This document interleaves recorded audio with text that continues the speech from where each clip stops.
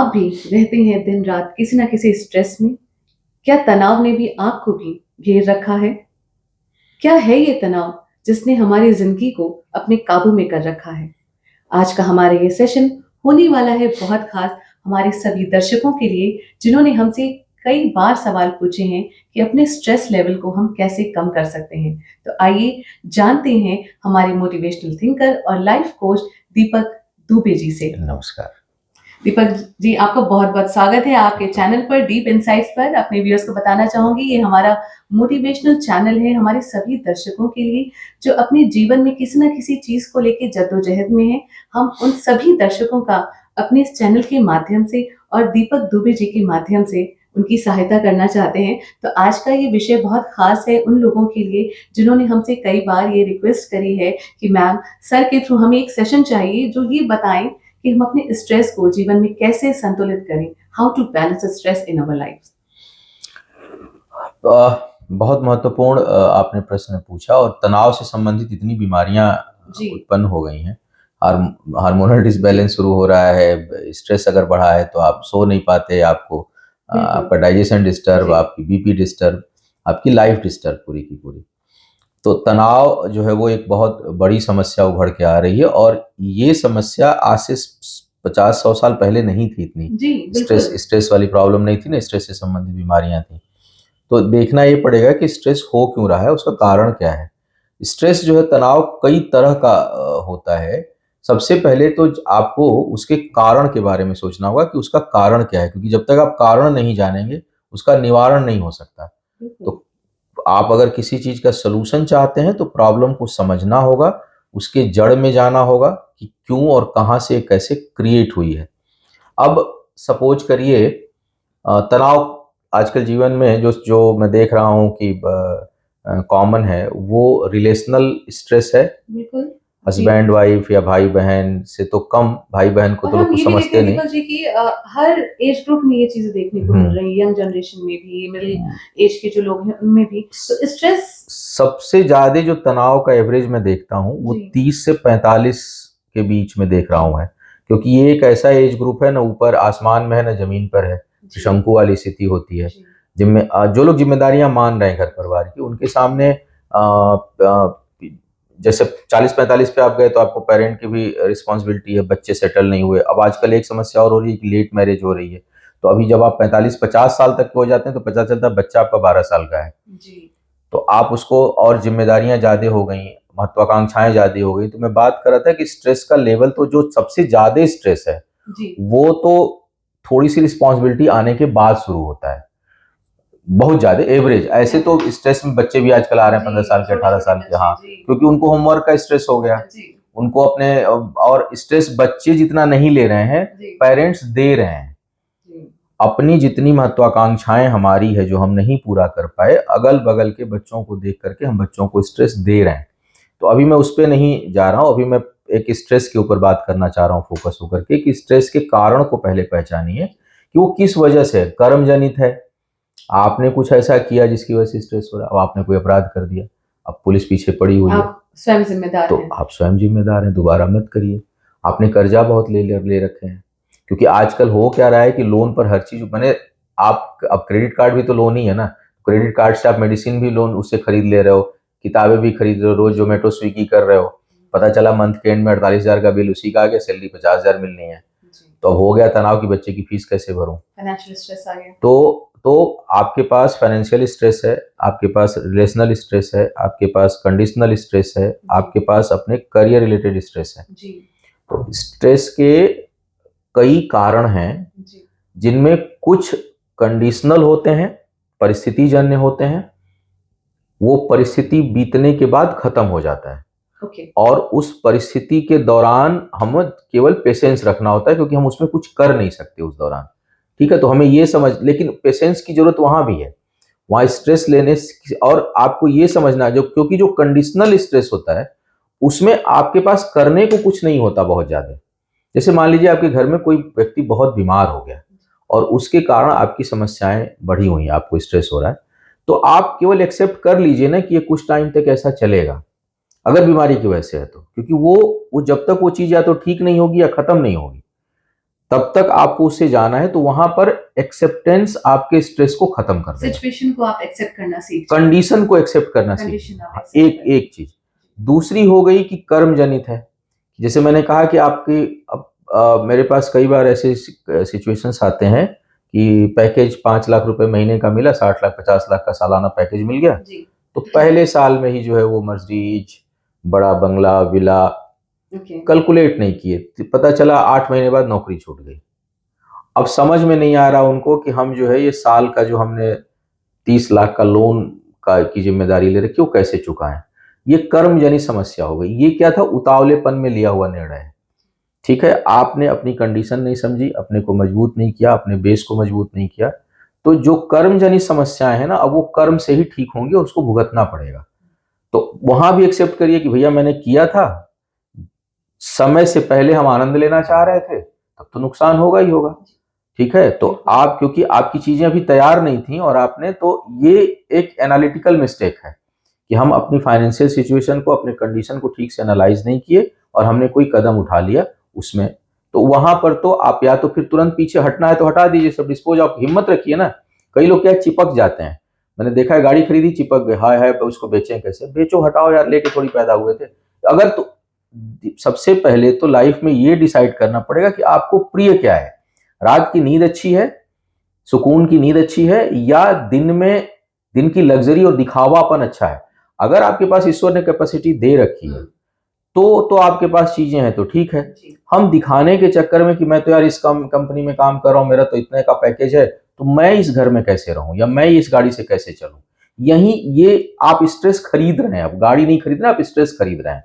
तो जब आप खरीदे हैं तब तो उसका भुगतान करना पड़ेगा। तो एक तो यहां भी यही बात आती है कि रियलिटी में रहना सीखिए। सेल्फ एनालिसिस की महत्वाकांक्षा बुरी नहीं होती, लेकिन अनरियलिस्टिक महत्वाकांक्षा बुरी होती है। जो हमें कुछ लेना है तो ठीक है, लेकिन हम पहले उसको उसके अपने योग्य बना लें तब उसे लेना। अगर हम उसके योग्य नहीं बनाएंगे अपने आप को, जैसे मान लीजिए आपको वैष्णो देवी जाना है, 13 किलोमीटर की चढ़ाई चढ़नी है पैदल, तो आप 2 साल सो रहे हैं, वॉक नहीं कर रहे हैं, और एक दिन वहां चले गए तो क्या करेगा, आपके शरीर में दर्द उत्पन्न कर देगा, शायद आते समय उतर भी ना पाए। तो अब आप कंप्लेन कर रहे हो। अगर आपको 2 साल, आपको पता है कि मुझे 6 महीने बाद जब जाना है, तो आप रोज चलना शुरू तो करो। अगर आपको कोई चीज खरीदनी है तो आप सेविंग तो शुरू करो, आप अच्छा बजट तो बनाना शुरू करो, आप अपनी इनकम को तो पहले बढ़ाओ। आप क्या कर रहे थे, हमारे इस समय जितने यूथ हैं, मिडिल लेवल के लोग हैं, वो मैं देख रहा हूँ कि करियर, फाइनेंस और रिलेशन, 3 चीज से मरे जा रहे हैं रोज सुबह शाम। बिल्कुल सर, हमारे पास जितनी भी क्वेरीज आई हैं, आप यकीन जानिए कि इसी तरह के सवाल हमारे पास बहुत ज्यादा आ रहे हैं व्यूअर्स के। और ये मजे की बात है कि जैसे आपने कहा आजकल तो बच्चों को भी स्ट्रेस हो गया है, तो स्ट्रेस जीवन पर बहुत ज्यादा हावी हो रहा है। क्योंकि हम आभासी दुनिया में जीने लगे हैं ना, हम हर चीज को, हम बिना अपनी स्थिति को एनालाइज किए हम जो है वो चीजें कर रहे हैं। तो रोकिए भाई अपने आप को।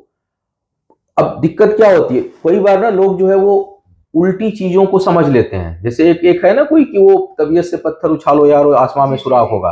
अरे भाई, आसमान सुराख ही है, उछालते रहो, पत्थर कभी नहीं खत्म होगा। अनरियलिस्टिक वैल्यू है ना।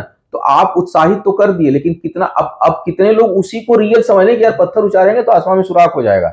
भाई आसमान से बड़ा कोई सुराख ही नहीं है, तुम डाल वहां उछालते रहो पत्थर। तुम सैटेलाइट भेजो, नहीं खत्म होगा, अंतरिक्ष तब भी नहीं खत्म, भेजो 1000 सैटेलाइट भेजो, नहीं खत्म होगा, क्योंकि अनंत अनंत सुराख है। तो हमारा जो ये मोटिवेशन का मतलब ये नहीं होता है कि हम, कई लोग कहते हैं कि हम डरते नहीं तो कूद जाओ 15 मल्ली से। डरने का मतलब ये नहीं होता है कि हम सिचुएशन से भयभीत, इसका मतलब ये नहीं होता है कि हम कूद जाएं यहाँ से। रियल रहें, प्रायोरिटीज को सेट करें, अपने को मजबूत बनाएं, फिर चीजों को करें, तो स्ट्रेस नहीं होगा।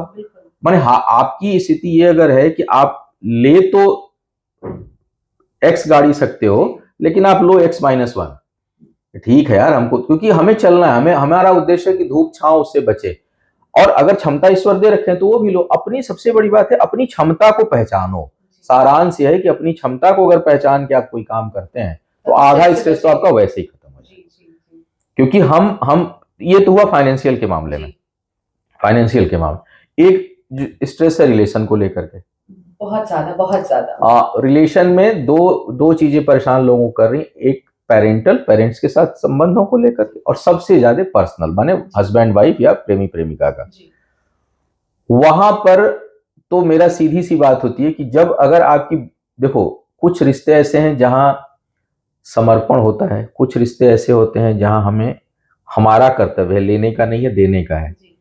कुछ कंडीशन ऐसे होते हैं कि वहां पर वो चयनित है, चूज किया हुआ है, प्रेमी प्रेमिका और विवाह। अब पहले तो बिना देखे हो जाता था, लेकिन अब तो आप देख के करते हैं सब कुछ। तो पहली बात तो आप खुद सोचिए कि कई लोगों को मैं सुनता हूँ, नहीं नहीं प्रेम बहुत है लेकिन लड़ाई हो रही है। भाई एक बात बोलो ना, या तो प्रेम है या लड़ाई है, दोनों तो नहीं हो सकती। अगर लड़ाई एक एक होता है थोड़ा बहुत नोक झोंक, कायदे से तो वो भी नहीं होना जो चाहिए। हर रिलेशन का वैसे एक पार्ट होता है। मुझे लगता है कि वो काम के बीच में हो सकता है, रिलेशन में तो लड़ाई नहीं हो सकती।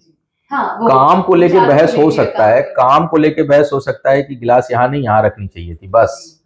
जी। अगर रिलेशन में आपके वो आ रहा है, कोई कारण आ रहा है, तब फिर प्रेम नहीं है। जी। कई लोगों को सुनता हूं कि हम तो शादी इसलिए निभा रहे हैं कि वो बच्चा हो गया है, तो बच्चे तो अगर जब तक आपका रिलेशन दूसरों के कारण चल रहा है तो रिलेशन तो बचा ही नहीं है, तो फिर वो स्ट्रेस देगा ही। तो ऐसे रिलेशन से आपको हट जाना चाहिए। जिंदगी में बोल्ड स्टेप लेना सीखिए, बड़े स्टेप लेना सीखिए। माता पिता का जहां तक मैटर है, मैं देखता हूँ कई लोग अपने नहीं कमा रहे हैं, कई लोगों की ऐसे चीजें आती हैं कि वो पापा हमको नहीं दे रहे। अरे भाई नहीं दे रहे, तुम दे दो ना पापा को। पापा या पापा के पापा, हो सकता है कि अगर 2 पीढ़ी 3 पीढ़ी 4 पीढ़ी पीछे जाओ तो हो सकता है आपके पापा समृद्ध हो लेकिन उनके पापा समृद्ध ना रहे हो। वो आपके दादा समृद्ध हो, उनके पिताजी समृद्ध ना रहे हो। कोई तो ऐसा रहा होगा जहां जिसने शुरू किया होगा, तब आज आपके पास। तो आपको पापा की संपत्ति क्यों दिख रही है? उनकी जिसको इच्छा करे उसको दे दें। आप अपने कर्तव्य पे ध्यान दो कि हमें पापा को क्या करना है। तो हम कुछ स्ट्रेस वही दूसरों की देख करके ले रहे हैं। हमें ये नहीं हो रहा है कि हम क्या दे रहे हैं, हम लेने के लिए स्ट्रेस उत्पन्न कर रहे हैं। तो आप जो है वो, एक तो वहां पर कुछ जगह जो रिलेशन, जैसे माता पिता का रिलेशन है, वहां समर्पण का है, देने का है, लेने का नहीं है। ये दिमाग में रखिए, क्योंकि आपको पहचानना होगा कि हम किस चीज से डील कर रहे हैं। पति पत्नी के बीच में या प्रेम प्रेमिका का बीच में जो संबंध है, उसकी वजह से अगर आपको तनाव हो रहा है, तो आप ये देखिए कि प्रेम है या नहीं है। अगर तनाव दे रहा है रिश्ता और बहुत ज्यादा तनाव दे रहा है, तो इसका मतलब कि प्रेम नहीं है। फिर आप उससे निकल जाइए और डिग्निफाइड वे में निकलिए। एक एक जो है वो इज्जत के साथ निकलिए। हम लोग कई बार रिश्तों में निकलते हैं तो सोचते हैं कितना मतलब उसको गलत साबित कर दें सामने वाले को, उससे लाभ कुछ नहीं मिलता। जब करीबी रिश्ते हटते हैं तो उसमें आप एक दूसरे के ऊपर दोषारोपण मत करो। आप यस उसमें, क्योंकि अपनी जगह से वो भी तो ठीक है ना, तो अपनी जगह से वो ठीक है, अपनी जगह से हम ठीक है, बस हम दोनों ठीक एक साथ ठीक नहीं हो पा रहे हैं। तो अगर कंपैरिजन है ही नहीं एक दूसरे के साथ, जो है आपका तालमेल है ही नहीं, बन ही नहीं रहा है, तो फिर आप उस तनाव को क्यों ले रहे हैं? तो इस तरह के तनाव में इस हर जगह एनालिसिस बहुत जरूरी है। मैं घूम फिर करके ही आता हूँ कि आंख बंद करके सोचिए कि हमारा अगर प्रेम है तो विवाद होगा ही नहीं, और अगर विवाद हो रहा है तो इसका मतलब प्रेम नहीं है। तो आप किसी एक निष्कर्ष पर पहुंचिए ठंडे दिमाग से। इस तरह की चीजों में दूसरे से सलाह मत लीजिए। हम लोग ऐसे तो मोटिवेशनल, लेकिन हम ऐसे मामलों में बोलते हैं कि लाइफ के बड़े फैसले अकेले लिया करिए, शांत भाव से अकेले, जहां आपको कोई प्रभावित न कर सके। शांत भाव होकर कहीं चले जाइए, बहते पानी के पास, ठंडे बगीचे में, जो चीज अच्छी लगती है वहां जाइए, बैठिए, जहां आपके दिमाग पे कोई और चीज हावी ना हो प्रकृति के अलावा। वहां जाकर के ठंडे दिमाग से सोचिए कि है क्या, प्रेम है, तनाव है, स्वार्थ है। कई बार हम इसलिए लोगों से जुड़ जाते हैं कि अरे लड़के शादी इसलिए करनी, पैसा इसके पास बहुत है, तो देख के पैसा शादी की बाद में लड़ाई तो होगी। या बहुत खूबसूरत है, या इसका ये चीज अच्छा लग रहा है, इसका मतलब प्रेम नहीं है, आकर्षण है। तो आकर्षण बहुत दिन तक तो नहीं चलने वाला है। हाँ, तो आप इसकी एनालिसिस करिए, चलने लायक। तनाव मत लीजिए। तनाव आप अगर इन कारणों से ले रहे हैं तो कई बार हम निभाने के चक्कर में, लोग क्या कहेंगे, ठीक है, नैतिक अनैतिक का ध्यान रखिए। लेकिन हमें भी पता है कि हमें नंगे होकर नहीं घूमना है, लेकिन हम ये भी ध्यान रखेंगे मुझे ऐसे मफलर डालना अच्छा लग रहा है, तो लग रहा है भाई, आपको कैसा लग रहा है, मुझे क्या लेना देना। तो थोड़ा सा आपको, एक तो अपने ऊपर कॉन्फिडेंस, सेल्फ एनालिसिस, दूसरी बात दूसरों से तुलना नहीं करना, तनाव के कारण को समझना कि तनाव का कारण क्या है। अगर फाइनेंशियल और करियर संबंधी है तो डिसीजन ठीक से लेना सीखिए कि हमसे गलती क्या हुई। लिमिट में काम को करना सीखिए। अपनी क्षमता को अनलिमिटेड करिए, बट रिस्पॉन्सिबिलिटी और लाइबिलिटीज को अनलिमिटेड मत करिए। अपनी क्षमता का प्रदर्शन कई बार हम अनलिमिटेड एक्सपेंस करके दिखाना चाहते हैं।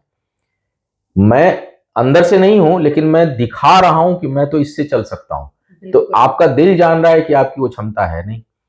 तो आप जब जैसे ही आप ये काम करेंगे, आप स्ट्रेस खरीद रहे हैं, उस टाइम स्ट्रेस ले रहे हैं, तो आप उस तरह की गलती, अपनी क्षमताओं को अनलिमिटेड बनाइए। आप अपने प्रोफाइल को, अपने नॉलेज को, अपनी पर्सनालिटी को, इसकी इसकी क्षमताओं का खूब विस्तार करिए। और जो भौतिक चीजें जो आपको तनाव दे सकती हैं, जो आपको कर्ज में डाल सकती हैं, जो आपको फाइनेंशियल डिस्टर्बेंस दे सकती हैं, जो आपको फिजिकल डिस्टर्बेंस दे सकती हैं, मेंटल डिस्टर्बेंस दे सकती हैं, रिलेशनल डिस्टर्बेंस दे सकती हैं, इन तरह की चीजों को आप लिमिट में रखिए, लिमिटाइज करिए इसको। तभी जा करके आप जो है वो एक तनाव मुक्त जीवन जी पाएंगे। तो एक तो तनाव के कारणों का विश्लेषण करिए कि वो कर्म जनित है, फाइनेंशियल है, हमारे कर्म के कारण है, हमारी जुबान के कारण है। सबको टेढ़ा बोल रहे हैं, तनाव ले ही रहे हैं, फिर तो कई लोग बोलते हैं ऑफिस में लड़ाई होती है। एक आध बार एक ऐसा केस आया कि मेरी मेरी मदर से मेरी नहीं निपटी है, बात करते करते हुआ हम कहे कि आपका तो ये चीजें ठीक नहीं चल रही। तो हाँ, मेरी मदर से ठीक नहीं चलती। फिर थोड़ी देर बाद मेरी बेटी नहीं सुनती। फिर थोड़ी देर बाद वो बॉसेस से बहुत लड़ाई होती। तो मैंने कहा भैया, अगर आपकी सबसे लड़ाई हो रही तो एक बार आंख बंद करके अपना एनालिसिस भी कर लो, इंट्रोस्पेक्शन जरूरी है। अपना एनालिसिस भी कर लो कि क्यों आपसे सबसे तनाव हो रहा है। जी। क्योंकि आप ना कई बार हम अच्छा, हमारे हम तनाव इन चीजों का भी ले लेते हैं कि ये ऐसे क्यों नहीं रह रहे। केयर और इंटरफियर में बड़ी पतली लकीर है। जी। कई बार हमको लगता है कि हम तो केयर कर रहे हैं, लेकिन एक्चुअल में क्या होता है, सामने वाले के लिए इंटरफियर कर रहे हैं हम उसके साथ। तो अब होता है क्या है कि हम फिर उसमें भी तनाव ग्रसित हो गए हैं कि बेटा ऐसे क्यों नहीं कर रहा है, बेटी ऐसे क्यों नहीं करी, पापा ऐसे क्यों नहीं कर रहे, मम्मी ऐसे क्यों नहीं कर रहे। हम आधे तनाव इसका लेके बैठे हुए हैं। अरे भाई, उनकी लाइफ है, उनको भी हम जीने दूसरों दो की यार। लाइफ को रेगुलेट करने की हाँ, कोशिश कर रहे हैं। हाँ, उन्हें भी जीने दो, उनकी भी लाइफ है भाई। एक लिमिट तक, जहां तक तुम्हारी क्षमता है वहां तक तुम करो, बाकी उन्हें भी जीवन कहाँ मिलने दो। अगर किसी चीज को कोई पसंद है, करने दो ना, क्या रखा है जीवन में। जिस दिन चीजों को जो है उसको वैसे रहना सीख जाओ और अपनी क्षमताओं को पहचानो कि हमें क्या करना है और क्या नहीं करना है, आपका तनाव आधा के कारण स्ट्रेस क्या, कम हो जाएगा। हाँ, खत्म हो जाएगा, जी। रहेगा ही। तो दीपक जी, जाते जाते बस एक आखिरी सवाल इस सेशन के लिए हमारे युवा वर्ग के दर्शकों के माध्यम से आया है कि सर, हमें फेलियर और सक्सेस का बड़ा प्रेशर रहता है, तो जाते जाते उनको एक कोई अपने खास अंदाज में आप टिप देना चाहें। देखो, फेल्योर और सक्सेस तो जिस समय आप सक्सेस हो रहे होते हैं, कोई फेल हो रहा होता है। जी। ठीक है ना। बहुत, देखिए दर्शक, ठीक, यही है दीपक जी हाँ, का जादू। ठीक है ना। जिस जिस समय आप सफल हो रहे होते हैं, ठीक उसी समय उसी चीज में कोई फेल हो रहा होता है। बिल्कुल। और जिस समय आप फेल हो रहे होते हैं, कोई सफल हो रहा होता है। तो ये तो जीवन का पार्ट है। जी। और धीर पुरुष वही है, मजबूत व्यक्ति वही है, धैर्यवान पुरुष वही है। पुरुष का मतलब यहाँ पौरुष से होता है, पौरुष जो बिल्कुल। महिला पुरुष दोनों की जी। मैं बात कर रहा हूँ। इसको जेंडर से ना जोड़ा जाए, आजकल बहुत लोग जल्दी जोड़ लेते हैं। कि आप धीर और सफल तभी हो जब आप जो है वो दोनों को समभाव में लेना सीखो। बीट न फेलियर और हार बीट में न जीत सक्सेस। में, किंचित नहीं भयभीत में। जी। तो और एक तुलसीदास जी ने भी कहा है कि हानि लाभ जीवन मरण, यश अपयश विधि हाथ। तो आपके हाथ में क्या बचा है, कर्म बचा है। धन बचा है। तो अच्छा, कर्म को जो आज जितने आप देखेंगे दुनिया के अच्छे बैट्समैन हैं या जो प्लेयर हैं, जितने प्लेयर होते हैं, वो कभी भी स्कोर बोर्ड को नहीं देखते हैं। क्योंकि जैसे ये देखेंगे 300 रन बनाना है ना, प्रेशर क्रिएट होगा, वो हारने लगते हैं। तो वो क्या करते हैं, केवल खेलते हैं बढ़िया। और अच्छा खेल के भी हार गए ना, तो कर्ण बनोगे तब भी। सेटिस्फैक्शन लेवल हाँ, अच्छा। सेटिस्फेक्शन लेवल अच्छा। कभी हार और जीत के बारे में सोचो ही मत। हमेशा अपना बेस्ट करने की सोचो। हार जीत, पैसा रुपया, ये बाई प्रोडक्ट होता है जो हमारे काम के साथ अपने आप आता है। इसका तो स्ट्रेस लेना ही नहीं है। बिल्कुल नहीं लेना है। क्योंकि अच्छा, दूसरी बात क्या होती है ना कि आप किसी भी समय, समय जो है आपको दो चीज देता है, या तो सफलता या अनुभव। जी। असफलता तो है ही नहीं, अनुभव तो असफलता से ही आती है। सफल व्यक्ति के पास अनुभव उतने नहीं होते जितने असफल व्यक्ति के पास अनुभव होते हैं। और जो असफल होगा वो जब सफल होगा तो उसकी सफलता लंबे समय तक सस्टेन करती है। एक और खासियत है, क्योंकि आपको पता था कि हम कैसे कैसे फेल हुए हैं, तो जब आपको कोई चीज प्राप्त होती है तो आप उसका मूल्य समझते हैं और उसको लंबे समय सस्टेन करते हैं। कई लोग जिनको सफलता एकदम तुरंत मिल गई बिना किसी प्रयास के, भाग्यवश, उनको उसका मूल्य नहीं पता होता, वो उसे बहुत जल्दी खो देते हैं। और कई बार जब कोई प्रेशर क्रिएट होता है तो वो जल्दी बिखरते हैं जिन्हें सफलता फर्स्ट अटेम्प्ट में मिलती है, क्योंकि उन्होंने कभी तकलीफ देखी नहीं। मैंने कई लोगों को देखा है कि जो कहते हैं लोग कि हमने तो कभी ये देखा नहीं, तो जरा सा धूप लगी बस तिलमिला गए। तो पहली बात ये कि सफलता असफलता दोनों हमारे कर्म का हिस्सा है। दोनों को सफलता में अधिक उद्दंडता या अधिक प्रसन्नता ना पालें, और असफलता में गम में भी नहीं जाना है, दुखी भी नहीं होना है, और हमें फिर अटेम्प्ट करना है। और असफल व्यक्ति जब सफल होता है तो उसकी सफलता उसके साथ बहुत लंबे समय तक रहती है। इसलिए आप इसको, आप जब काम करिए तो सफलता और असफलता दोनों के लक्ष्यों को छोड़कर आप करिए। आप सिर्फ काम पे, जैसे भी हम लोग ये दे रहे हैं, जी। हमें नहीं पता है वीडियो कितना हिट होगा, जी। ठीक है, ये इससे क्या होगा हमें कुछ जी। नहीं पता। हम लोग अपना इस समय का बेस्ट दे रहे हैं। बिल्कुल। तो आप अपने टाइम का बेस्ट दीजिए, उसके क्या परिणाम आएंगे उसकी चिंता आपको नहीं करनी, आप बेहतर करने की सोचिए। हार जीत तो मैटर दूसरा, हो सकता है कोई उस समय आपसे बेहतर कर रहा हो, सिंपल सी बात है। आप खराब नहीं कर रहे हो, कोई आपसे बेहतर कर रहा है, बस उसको आप इस तरह से लीजिए। Thank you so much Deepak ji. और ये सेशन बहुत खास रहा हमारे सभी दर्शकों के लिए। उन्होंने बहुत सारे क्वेरीज हमारे पास भेजी थी कि हम स्ट्रेस लेवल को कैसे मैनेज कर सकते हैं। तो जैसा दीपक जी ने अभी कहा कि अपने स्ट्रेस को मैनेज करने के लिए आपको बहुत छोटी सी कोशिशें करनी है अपने जीवन में, कि अपनी कैपेबिलिटीज को पहचानिए, इंट्रोस्पेक्शन में जाइए, सेल्फ एनालिसिस करिए, और बहुत सारे तनाव से आप मुक्त हो सकते हैं। तो इसी के साथ आज का ये सेशन हम यही खत्म करते हैं, और अगले नए सेशन के साथ आपसे जल्दी जुड़ेंगे इस डीप इनसाइट्स चैनल के माध्यम से। तब तक के लिए अपना ख्याल रखें और तनाव से मुक्त रहें। नमस्कार। नमस्कार।